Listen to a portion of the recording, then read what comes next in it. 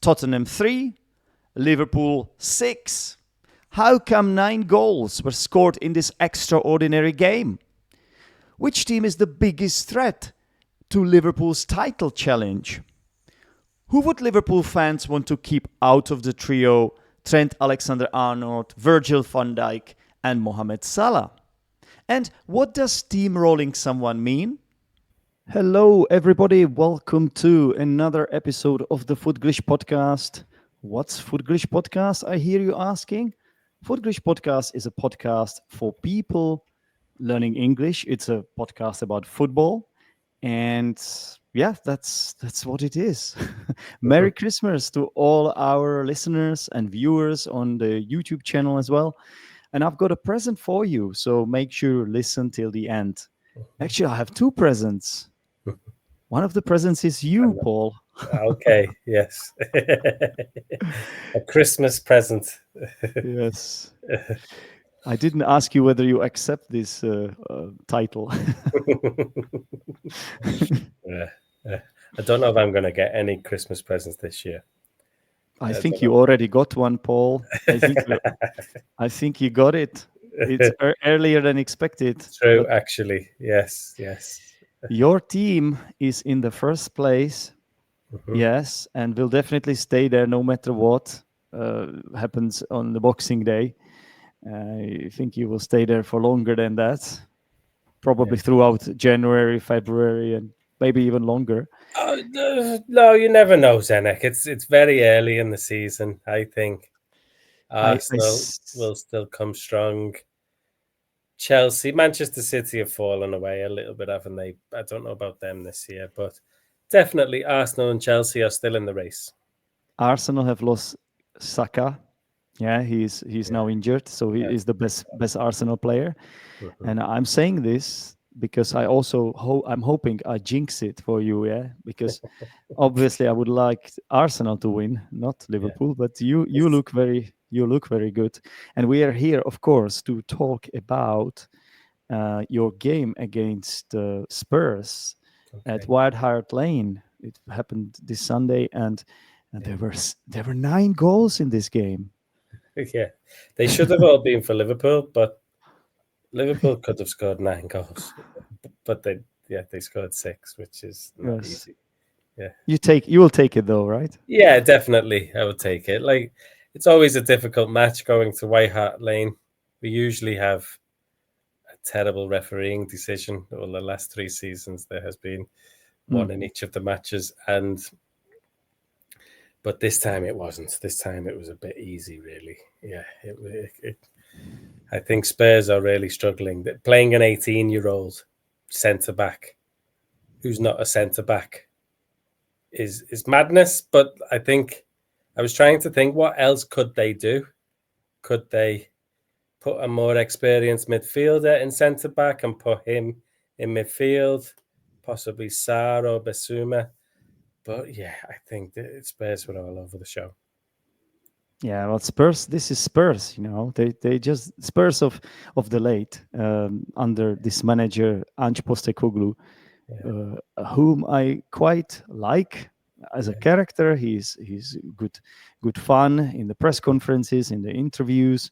He, as a neutral, I'm not a neutral fan, but I can assume that neutral fans like the football that he plays with his team, kind of gang-ho, all guns blazing, right? Attacking football, but his defense is very leaky. Yeah, like, after watching that match, it's amazing how they beat Manchester United 3 days before. It shows you where, well, it's not amazing when you think about Manchester United's results, but I can't believe they have won some games recently. Tottenham, they've had some good results, and they would looked in a totally different league to Liverpool. They're just inconsistent, and they're just sort of like random team. I think they also have this sort of title of Robin Hood of the Premier League. Yeah, so they take points from the big teams, and then they lose. They drop points with the weak teams. So that's why I was hoping they could rob you guys, but they didn't. No. Yeah, I think people watching that match, like Arsenal fans, Chelsea fans, I think everybody could see. Even Gary Neville in commentary was saying how good Liverpool looked.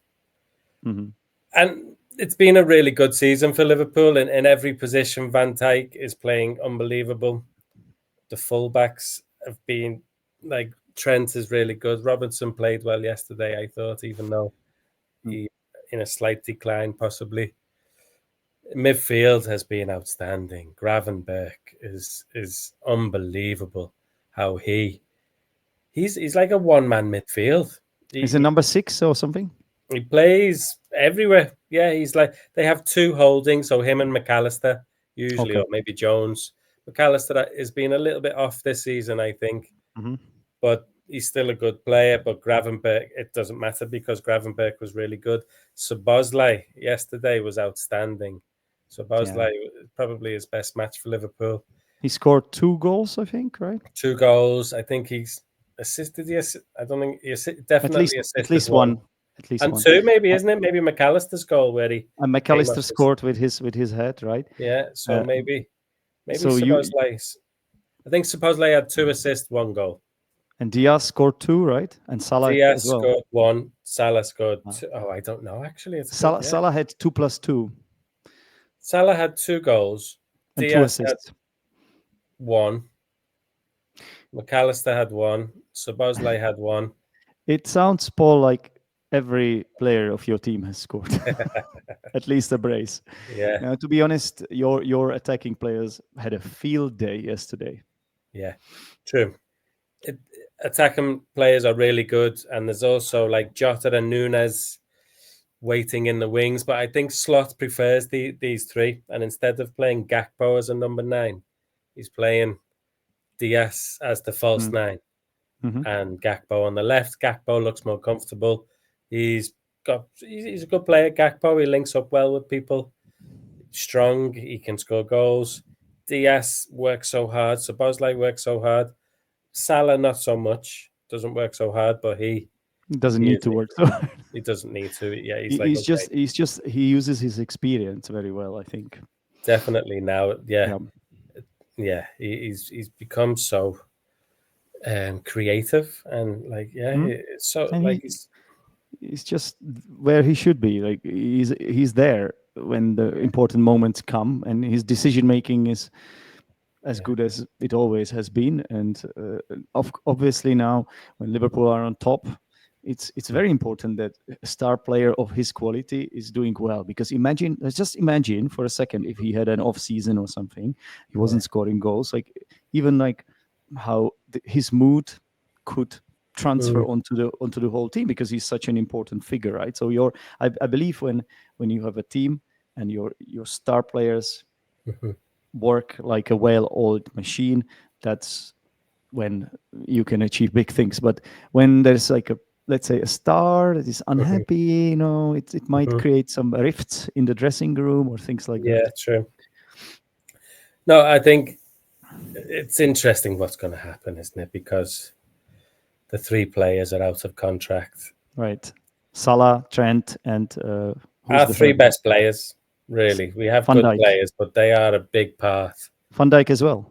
Van Dijk, Salah, and Trent Alexander-Arnold. So, okay, I'm sorry. I have a very important question for you, Paul. So, if you were to pick one to stay, if I know it's a terrible question to ask, but let's ask it anyway. So, if you were to pick one to stay, of all these three. Sorry, I think the club is thinking about this now, isn't it? I don't think the club can afford the 3 of them to stay. So I would pick Van Dijk, though. I think most people would. He's been incredible this season. And the follow-up question, if you could pick 2 out of 3? People would say Trent because he's younger. It's so difficult. It is so difficult because they all play in different positions and they're all such a big part of the team. How can you say not Salah when he has had the most incredible season so far? Yeah. Like I think, but the thing is, I think Salah wants to stay. I don't think it's up to the club. I think a lot of people say, like, come on, get the money out, but it's not that. It's the players have power, and if the player wants to run his contract down and see what options there are, and see if he can get like Trent Alexander-Arnold could get like a £30 million, euro, whatever, €50 million signing on fee. Yeah, He could just get given. Instead of it going to Liverpool, he's going to get given £40 million. It comes down to money at the end of the day, right? So, but imagine a hypothetical situation when, of course, these players are too expensive for the Liverpool board, and they might sort of hope that the players themselves sort of would be happy to decrease their salary, but that's never going to happen. No, it's kind of disrespectful, and Sorry, Zdenek. You're right. It's human nature, isn't it? If Trent Alexander-Arnold, okay, it's his boyhood club. He's been there since he was 6 years old. But if somebody's offering you, I don't know how much, 20, 30, 40 million pounds, there you go. Come join our club. Yeah.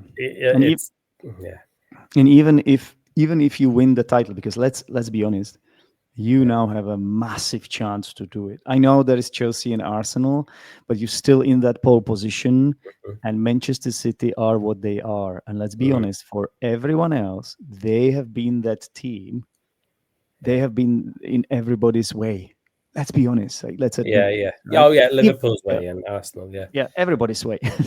So if you win the title, and if I'm someone like Salah, I'm like, okay, what else can I achieve here? Really, like, else I can achieve? Like, this is the moment you might want to leave. Really, you get more money. You leave as a legend. They will build his statue. Come on, they will. Like, he's achieved so much at your club. True, but I don't think he wants to leave. He does want to stay. It's not like Salah doesn't want to leave. I'm not sure on Van Dijk. He's been very quiet, but like, he's the captain, and Van Dijk talks about legacy when he gets asked, "What do you want?" He said, "It's always been the same legacy." He wants to be a great, and I think he can achieve that at Liverpool. Van Dijk wants every trophy. It's not just the Premier League. He wants the Champions League. He wants the FA Cup. You saw him in the League Cup final last year. He was incredible in the League Cup final against Chelsea last year. And he wants everything. And yeah, I just hope he gets it. I hope. I want. But this is the last season for this team, because those three players are not going to be at Liverpool next year, I think.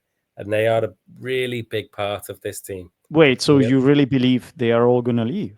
Not all of them, but the three of them, like one. They're running out of the contract. I think Trent's gone. Out. I do. I think Trent's gone. So? Where would he go? Where do you think he would go? Real Madrid, or like Real Madrid, yeah. Really? Okay. Real Madrid need a right back. His mates there, Jude Bellingham. They offer him loads of money. I think he's gone. Like, why? Yeah, he's gone. Why? I don't know why he would run his contract down. The other two, the only reason you'd run your contract down is to go. Really, like with Salah and Van Dijk, it's more with the club a little bit. Do we offer them 2 years, 3 years? There's a bit more, but with Trent, I think Trent's being offered, and he's like, no, like I'm going to see out my contract and see what's happening. But in his made up his mind. Yeah, I think so. Yeah.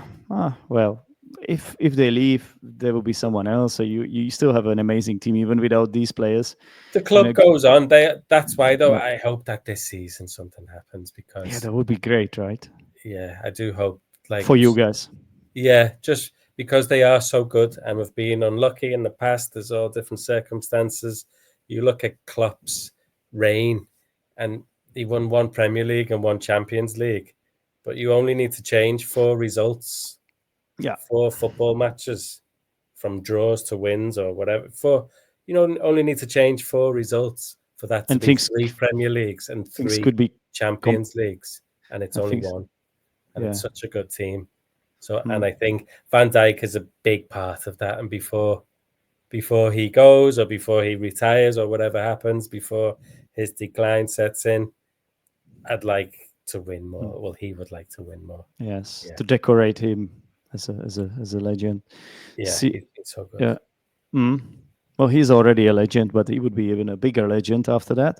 Yeah. And so I need to ask you, so who do you fear the most? Because it's not Manchester City. Surely not. Like, out of 12 It's not games, now. they only won one. Again, Yeah. they lost a game. They lost to, of course, Aston Villa now. So, Oh, it's definitely Arsenal, I think. And mm, even in the last couple of weeks, it's been Arsenal because of Manchester City's results. mm. I suppose with Saka going, it's still Arsenal. Not Arsenal still Chelsea. have Not a good squad. Chelsea. What about Chelsea? Chelsea are really good, but I fear Arsenal more than Chelsea just because they're a better team and a better squad, really. Mm. But yeah, with Saka being injured, you never know what's going to happen. Jesus has been playing. If they play Yeah. Havertz, Jesus on the left, Jesus is Jesus, probably better on the Jesus left, has I think. Jesus has been resurrected, and it's it's Christmas. It's still Christmas. This should be happening at Easter, not Yeah, Jesus has been born again, reborn. reborn.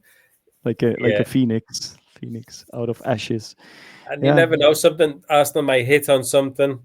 If Odegaard is still there feeding somebody else, and yeah, I still think Arsenal are the biggest threat, and Arsenal have had the toughest matches. They've played a lot of teams away from home, That's true. and you expect them to win every game. And I still fear Arsenal. Their defenders are really good. The midfield is powerful.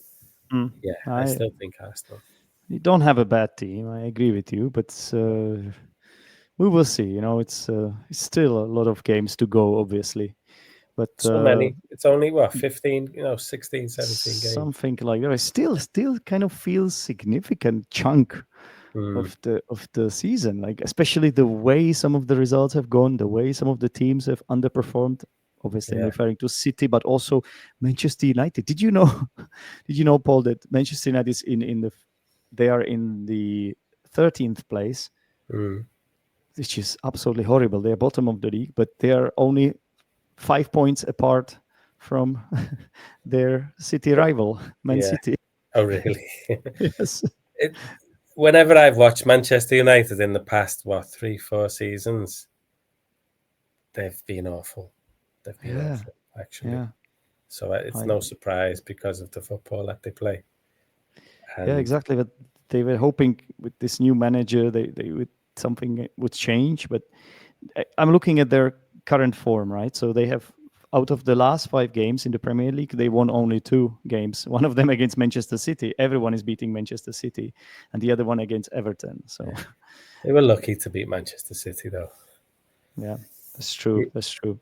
That was a big win for them, but it means nothing if they are losing to Bournemouth 3-0 at home. So it's just yeah, it's such a tough league. It's such a tough league, and yeah, I think teams like Manchester United, they're not as good as teams like Bournemouth. Bournemouth have better attacking players. They have Bournemouth are in the 5th place now. Yeah, even Forest, Nottingham Forest beat them. 4th place. Forest have a better defenders and better team. Yeah. So what about Leicester United, Leicester City, because that's your next opponent yeah, on the boxing. well, Leicester have been game. awful since Ruud van Nistelrooy took charge, and he's put Connor Cody and Vestergaard as centre backs. Connor Cody, I feel like not now, but he's gone. He the football has left Connor Cody, I think. And he's alongside Vestergaard, who's not the best, not the most mobile player. Hopefully they play. If they play against Liverpool, I'm always worried with Liverpool. I'm always anxious. It's the Premier League, anything can happen. But if Leicester City are struggling, if you keep increasing this cushion of points, there will come a time when you will not be worried. You will become complacent, and that's our chance.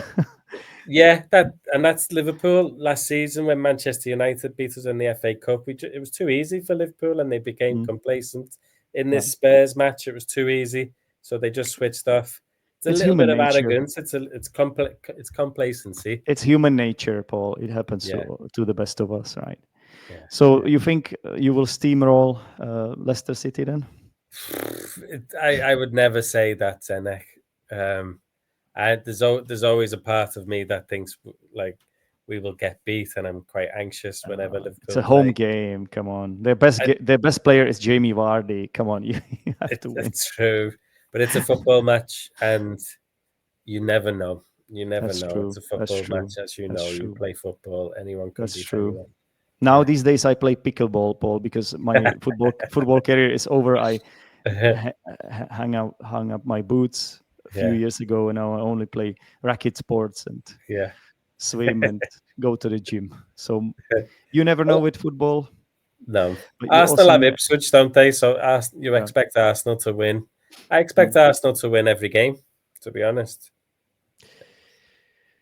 Yeah, they Everton have should. done Liverpool a little bit of credit for Everton taking points off Arsenal, taking points off Chelsea. Yeah.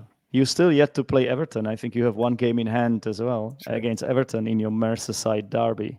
Yeah, yeah. Mm. It's nice having that game in hand. I think Yes, it's a it good game is, as well. It's a especially good game. when if we were behind and we had a game in hand, it's not good. But now we're ahead and we have a game in hand. 4 points. You're 4 points ahead, I think, and then Hmm on top of that, you have a game in hand. Yeah, Is this if okay? something like Yeah, that. Let me check. Let me check. could be more. I I think think I think it's 4 points. Yeah, you're 4 points ahead of Chelsea. okay. You're on 39 points. Chelsea have 35. Yeah, Arsenal 33. okay. Yes, So 6 points ahead of Arsenal. yes, and one game in hand. So Mhm. potentially 9 points ahead. Potentially, but as you said, it's Everton away, which is a tough match. Yeah, but Everton they have been shit in the last few years. I'm But sorry to say that. they just took points off Chelsea. They just took points off. They love playing Liverpool. They would love that match. They beat Liverpool near the end of last season at Goodison Yes. quite easily, to be honest. Like they have a way of playing. They just win free kicks. They get up the pitch. They set pieces. They keep it tight. Win another free kick. It's a Jordan Pickford takes it. Jordan Yeah. Pickford trots up. Yeah. Jordan Pickford picks it up, then falls to the ground with the ball, and then Yeah, all of this, yeah, stands horrible up team. again. Yeah. Yeah, what can you say? Anyway, Paul, thank you very much for joining me on this Christmas episode about your team, Liverpool. I thought you would be the perfect guest because Thank you, Zdenek. you would just beat Tottenham 6-3. So yeah, Very happy. Yes, very I'm happy sure with the Liverpool team. I'm sure you are. So enjoy your Christmas present, and thank Mhm. you very much. I hope it doesn't stay very long, but enjoy your Christmas at least. Enjoy your Christmas, Zdenek. Yeah. Thanks. Take Thank care. you. Bye Bye bye. bye. Welcome back to the Language Corner. As always, in this part of the show, I'm going to do my job.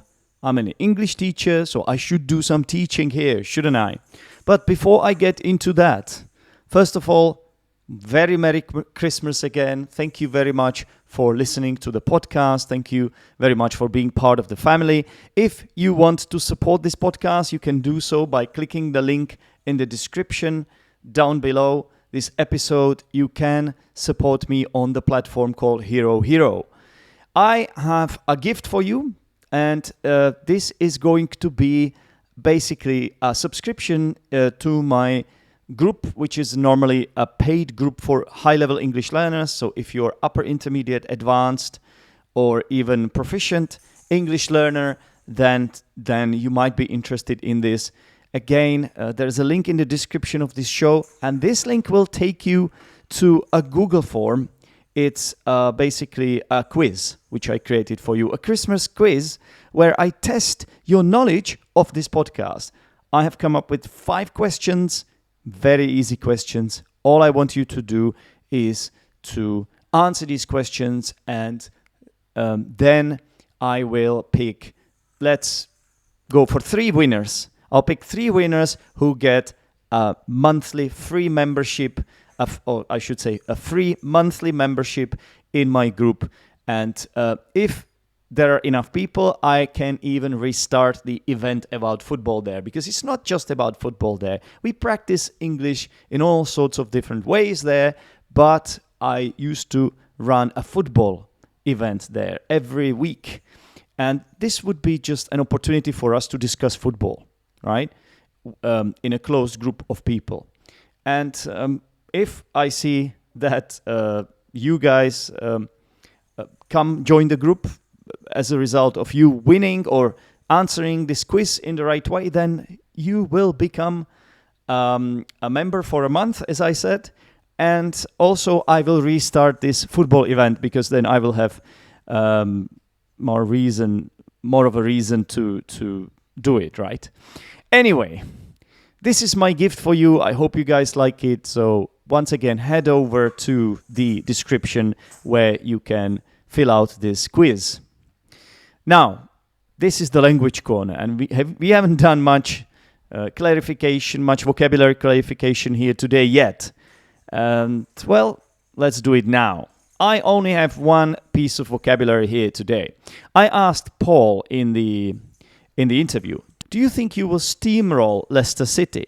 Leicester City is next Liverpool's opponent, and well, they are in the relegation battle, yeah. So everyone expects Liverpool to thrash Leicester City, right?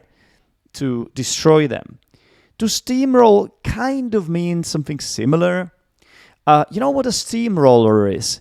It's that kind of vehicle that moves forward on a large and heavy wheel in order to make a road surface flat, right? So when you are making a road surface, I don't know what they use these days, concrete, I suppose, asphalt, I don't know, then you need something to make it nice and flat. And for that, you use this heavy machinery type of vehicle called steamroller. But it's also used as a metaphor, as a verb, to steamroll someone. To steamroll another team means to defeat someone or force someone to do something using your power or authority, right? So the team steamrolled their way to victory, for example, okay, is one of them. And it's similar to the phrase to stamp your authority, I suppose, which means to show that you have power over someone or something or in a particular situation, okay? So obviously you would expect big teams to steamroll the small teams in the Premier League. Let's see what happens on the Boxing Day. It will be quite interesting to watch these games, of course. And yeah, that's it for today. I just wanted to explain this one little item of vocabulary, and that's the verb to steamroll someone. Hopefully you enjoyed this. Hopefully you like this podcast. And if you do, of course, there are some other ways you can show your appreciation. If you're not ready to support me financially, that's fine. Maybe in the future, who knows? And if I see there is more interest, I will be able to offer you some stuff, right? Some maybe more podcasts, more interviews. I don't know. It all depends, okay? We need to make it work all together, right? So it's still early days for this podcast, of course. I need more time to develop it further. But if you want to support it in other ways, you can, for example, go to Apple Podcasts and leave a review. You can also leave a review on Spotify. Yeah, give me 5 stars. It can really help, right? Or on the YouTube channel, Teacher Zdenek, just give me a like or leave a comment. It all helps. Either way, don't forget there is a competition, and I have a few questions for you, and then I pick 3 winners to get this free monthly membership in my group for high-level English learners. I hope you guys enjoy this. I hope all of you, not all of you, I'm not naive, but I hope some of you participate in this Christmas competition, and most importantly, take care of yourselves, and a very Merry Christmas to you. Thank you for listening to the Footglish podcast, and I will speak to you soon. Take care, everyone. Bye-bye.